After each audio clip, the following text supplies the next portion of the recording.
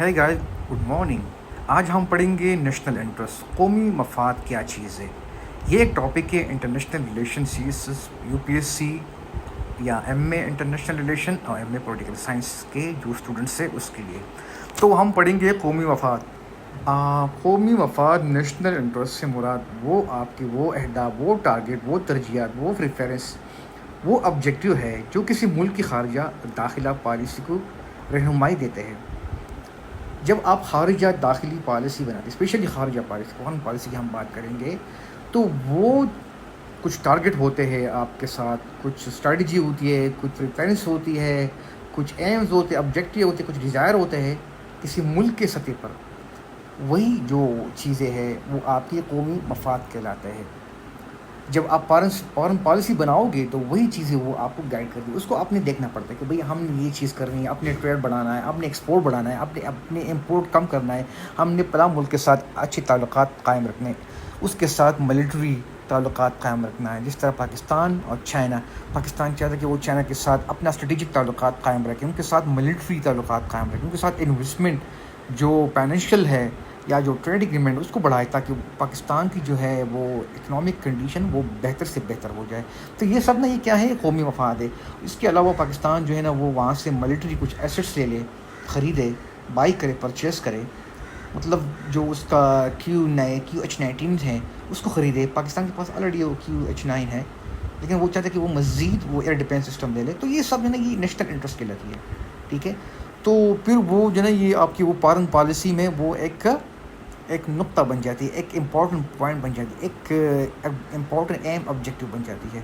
چنانچہ پاکستان چاہتا ہے کہ وہ اپنی ملٹری کو بلڈ اپ کرے، اس کو اچھا مطلب اسٹرانگ کرے. تب تک ہوگا جب وہ اپنی فارن پالیسی میں یہ اس کو ایز اے ٹارگیٹ رکھے، اور پھر وہ چائنا کے ساتھ جو اور ویسٹرن کنٹریز ان کے ساتھ اس کے بارے میں وہ بات چیت کرے. تو یہ نا یہ نیشنل انٹرسٹ ہے. ٹھیک ہے. کہ پاکستان کو جو ہے نا وہ انٹرنیشنل پیس کی بڑی ضرورت ہے. پاکستان کو اپنے بارڈر پہ اپنا جو ہے نا وہ پیس بڑھانا ہے، اس کو پروٹیکٹ کرنا ہے. اس کو کیسے پروٹیکٹ کرے گا؟ جب اس کا ایئر ڈیفینس اسٹرانگ ہو، جب اس کے ملٹری سسٹم اسٹرانگ ہو، جب اس کے ایئر ڈیفینس سسٹم اسٹرانگ ہو، جب اس کی ایئر فورس اسٹرانگ ہو. تو یہ پاکستان کے پاس تو آلریڈی نیوکلیر پاور ہے ہمارا، لیکن وہ اس کے لیے مزید جو ہے نا وہ کچھ اسٹریٹجک مسائل سسٹم کے لیے، کچھ ٹیکٹیکل سسٹم جو ہے ایئر فورس کے لیے، ایئر ڈیفینس سسٹم کے لیے، اس کو اپنی اسٹرینتھ کو بڑھانے کے لیے یہ اس کے قومی مفاد ہے نیشنل انٹرسٹ میں. اگر وہ ایسا نہیں کرے گا تو پھر ہو سکتا ہے کہ کوئی اور ملک اس پر چڑھائی کرے گا جو اس کو نقصان پہنچا سکتا ہے. ٹھیک ہے. تو لہٰذا یہ نا یہ بھی ایک نیشنل انٹرسٹ ہے. اس طرح آپ کی جو اکنامک کنڈیشن ہے، آپ چاہتے ہیں کہ بھائی آپ کی اکانومی بڑھ جائے، آپ کے ہاں یہ غربت پاورٹی ختم ہو جائے، آپ کے ہاں خوشحالی آئے، تو یہ بھی ایک نیشنل انٹرسٹ ہے. آپ بھی چاہتے ہیں کہ یار سب کے ساتھ اچھے اچھے تعلقات رکھے. ٹھیک ہے. جو امریکہ کے ساتھ بھی اچھے تعلقات رکھے، ویسٹرن کنٹری کے ساتھ بھی اچھے تعلقات رکھے، چائنا کے ساتھ بھی اچھے تعلقات رکھے. افغانستان میں پیس ہو تاکہ نا سینٹرل ایشیا تک ہم وہاں تک ایکسیس لے لیں، کیونکہ ادھر نا بہت رچ کنٹریز ہے، آئل اینڈ گیس کے ریزروائر بہت ہے. تو اگر ہم وہاں تک جائیں افغانستان کے تھرو تو پھر وہ جو ہے نا ہماری ترقی وہ بہت آگے جا سکتی ہے. لہٰذا اس کے لیے افغانستان کے ساتھ تعلقات اچھے کرنا ضروری ہے. تو یہ سب نے یہ ایک نیشنل انٹرسٹ ہے. ابھی یہ جو ہے نا یہ نیشنل انٹرسٹ کیا چیز ہے؟ یہ آپ کی خارجہ پالیسی کی جو ہوتی ہے ڈیسیجن میکنگ پالیسی، اس کو گائیڈ کرتی ہے کہ آپ نے ڈیسیجن میکنگ کیسی کرنی ہے وہاں پہ اپنی فارن پالیسی میں. تو اگر یہ نہ ہو تو پھر آپ کی ڈیسیجن میکنگ میں وہ بڑی کمزور ہو جاتی ہے. سلامتی معیشت یا نظریات پر مبنی ہو سکتا ہے، یہ آپ کی سیکیورٹی ڈیفینس پر بیس ہو سکتا ہے، آپ کی اکانومی پر، آپ کی جو آئیڈیالوجی سسٹم ہے یہ اس پر مطلب بیس ہو سکتا ہے. لیکن یہ سب چیزیں نا، یہ آپ کی جو آئیڈیالوجی، آپ کی جو اکانومی، یہ ملٹری سسٹم ہے، کچھ اور چیزیں ہیں، یہ سب نا یہ آپ کے نیشنل انٹرسٹ پر فوکس کرتی ہے، یا یہ آپ کے نیشنل انٹرسٹ میں آتی ہے. اگر یہ چیزیں نہیں تو پھر آپ کی نیشنل انٹرسٹ کیسی ہوگی؟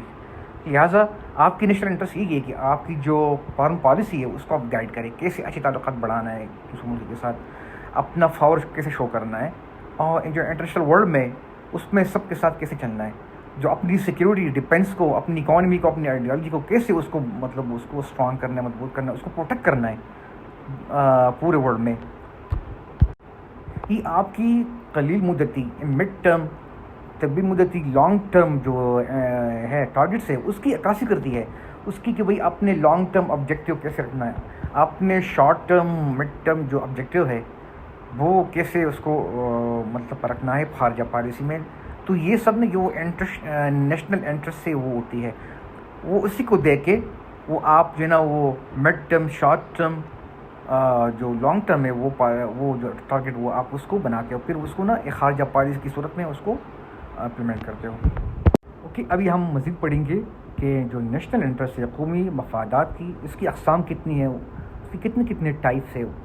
اچھا، ایک جو ہے وہ ہے سیکیورٹی اینڈ سروائیول انٹرسٹ، کسی ملک کا بقا، کسی ملک کی سلامتی، ملک کی خود مختاری، سرحدی سالمیت اور حفاظت کو یقینی بنانا، اپنے بارڈر کو محفوظ رکھنا، اپنے جو دشمن سے اپنے جو اندرونی ملک اس کو بچانا، اپنی کنٹری کو پورے اس بارڈر سے لے کے پورا جو اس کا جو اندرونی حصہ وہاں تک اس کی پروٹیکشن کرنا. ٹھیک ہے، تو یہ آپ کی جو ڈیفینس ہے وہ بارڈر سے شروع ہو جاتی ہے اور پھر وہ آپ کی انٹرنل لینڈ تک پہنچ جاتی ہے.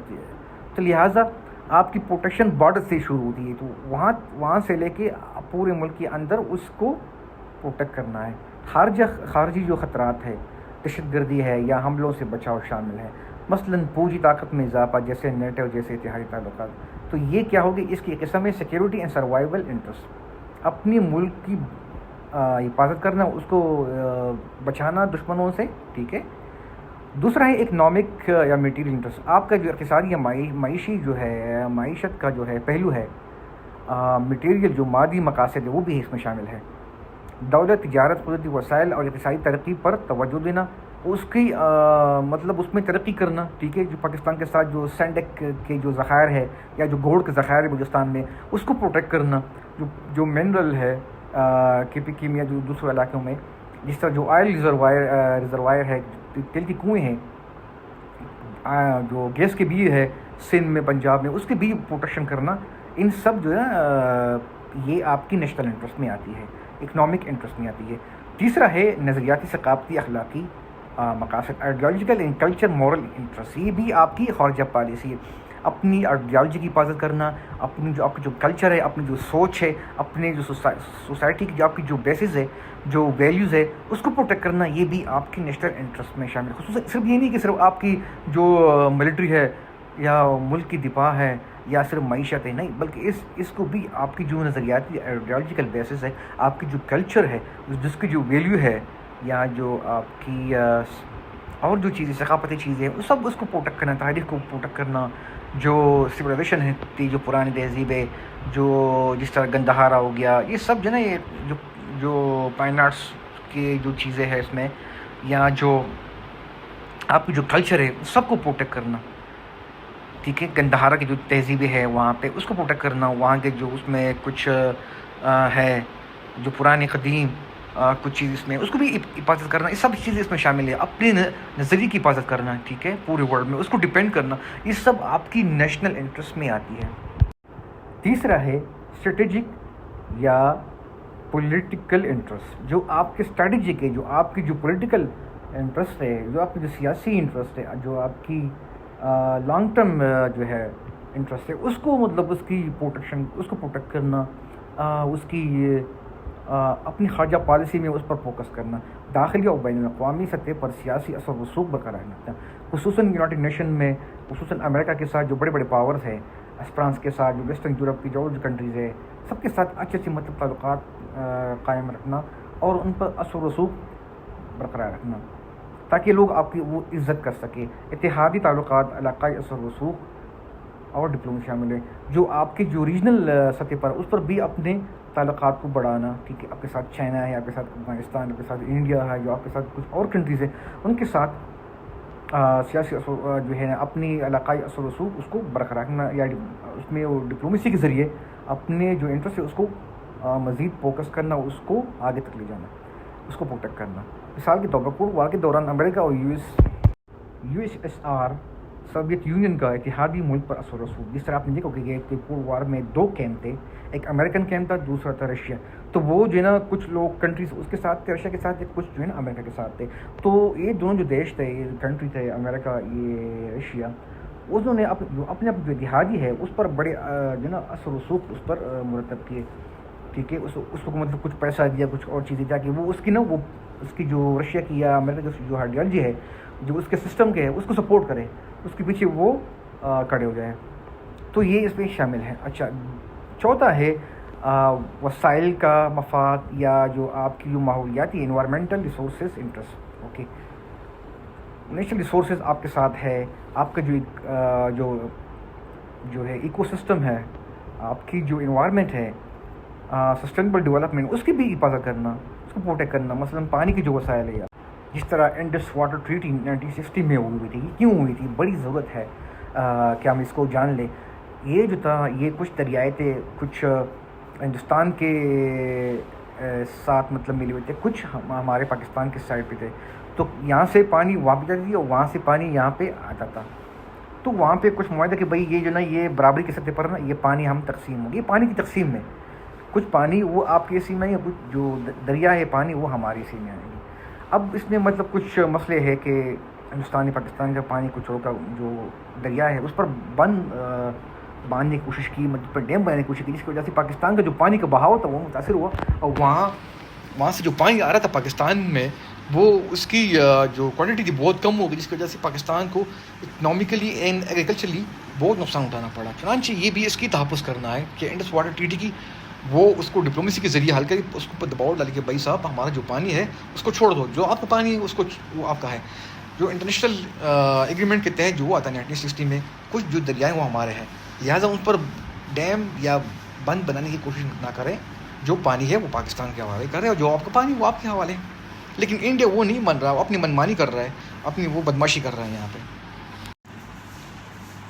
Okay, how to promote national interest. اب یہ باری ہے ایک سوال یہ کہ جو نیشنل انٹرسٹ ہے جو ہم نے اپنے ساتھ بیان کی، اس کو ہم کیسے پروموٹ کریں گے. اس کی کچھ مطلب ہے، کچھ کمیونیکیشن ذرائع ہے جس کے ذریعے ہم اس کو پروموٹ کر سکتے ہیں.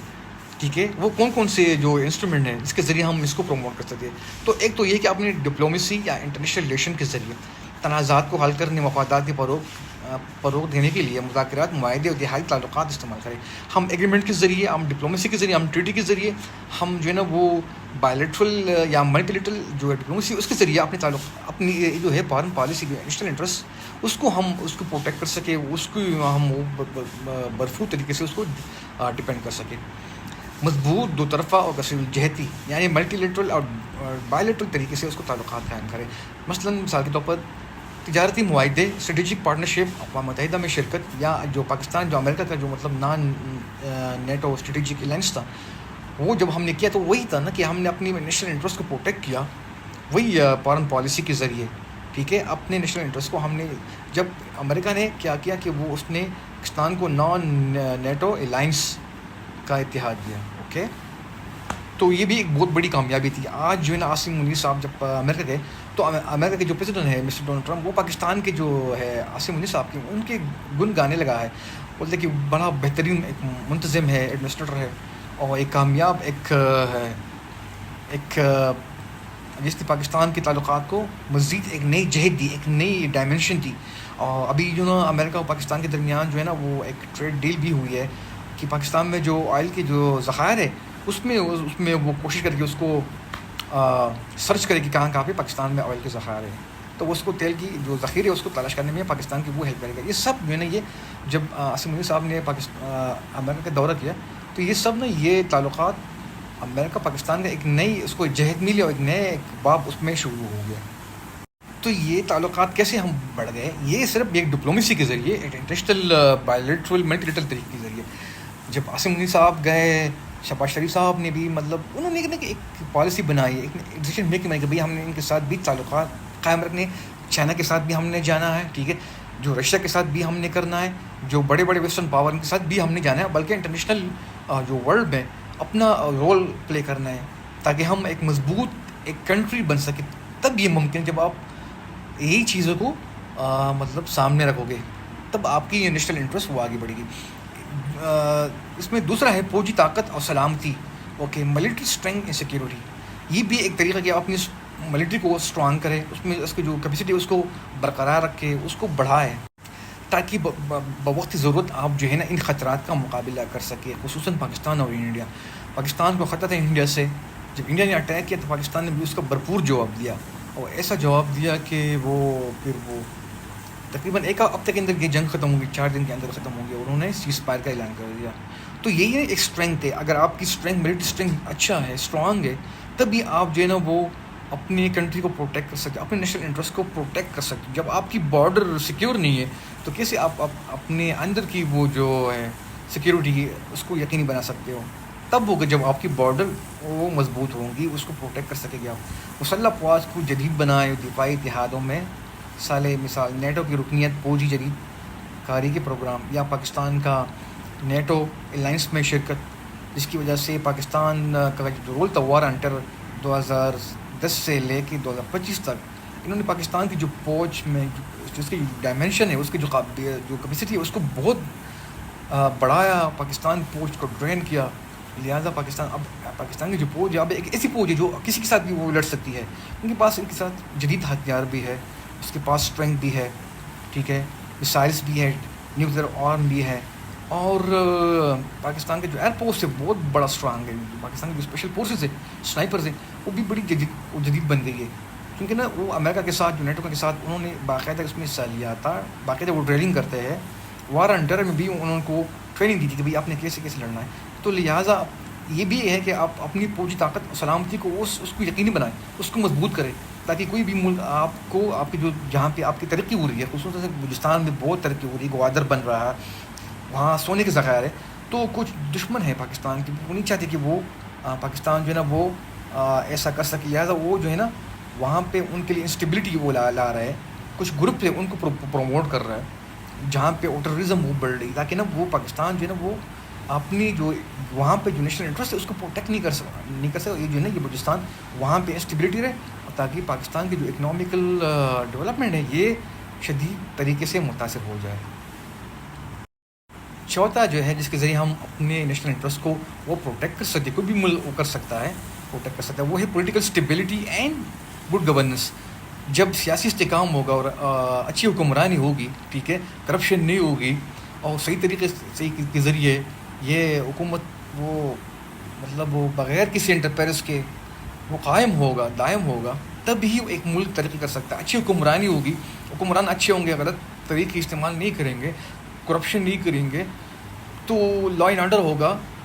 جہاں پہ لا کی حکمرانی ہوگی، ٹھیک ہے، تب جا کے پھر نا وہ اس کو وہ پروٹیکٹ کر سکتا ہے. ملک کی سیاست کو مضبوط قانون کی حکمرانی یقینی بنائیں گے، تب بھی آپ کے جو نیشنل انٹرسٹ ہے وہ صحیح طریقے سے وہ پروٹیکٹ ہو سکتے ہیں. مضبوط حکمرانی سے عوامی اعتماد اور بین الاقوامی ساکھ میں اضافہ ہوگا، خصوصاً جو انٹرنیشنل ورلڈ میں وہ آپ کی ساکھ جو ہے نا وہ بہتر ہو جائے گی. آئی ایم ایف پھر وہ آپ کو اچھی ریٹنگ دیں گا، آپ کو مزید وہ پروگرام پیکج دے سکتا ہے. جس طرح پاکستان کے بارے میں کہ کچھ ریفارمز لائی ہے گڈ گورننس میں، تو جس کی وجہ سے نا پاکستان جو ہے نا وہ اس کو آئی ایم ایف کی طرف سے، پورے ورلڈ کی طرف سے اکنامیکل پیکج مل رہا ہے.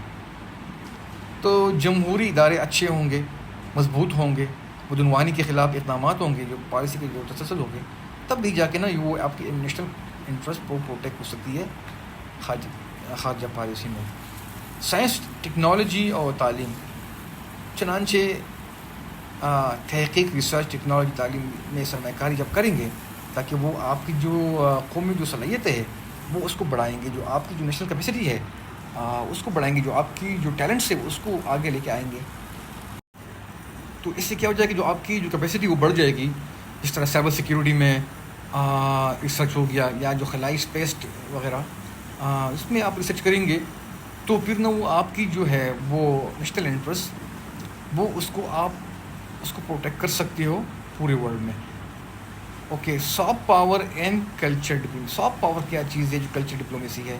ایک ہوتا ہے ہارڈ پاور، جس طرح آپ کا ملٹری ہو گیا، آپ کا میٹیریل پاور ہو گیا، لیکن ایک وہ اس کے برعکس ہوتا ہے آپ کی آئیڈیالوجی ہوتی ہے، آپ کی وہ کلچر ہوتی ہے، آپ کی کچھ ویلیو ہوتی ہے، آپ کی کچھ مطلب اسپورٹس ہوتی ہے، ڈپلومیسی ہوتی ہے. یہ سب مل کے نا وہ آپ کی سافٹ پاور میں آپ کی کلچر ڈپلومیسی، یہ بھی نا آپ کی نیشنل انٹرسٹ کو وہ پروموٹ کر سکتا ہے، خارجہ پالیسی کو پروموٹ کر سکتا ہے. خارجہ پالیسی کو کیسے پروموٹ کریں گے؟ جب آپ کی یہ آئیڈیالوجیکل کلچر اور یہ جو سافٹ پاور ہے، آپ اس کو امیج کو پورے ورلڈ میں آپ شو کرو، اس کو بہتر بناؤ، اس کو شو کیس کرو.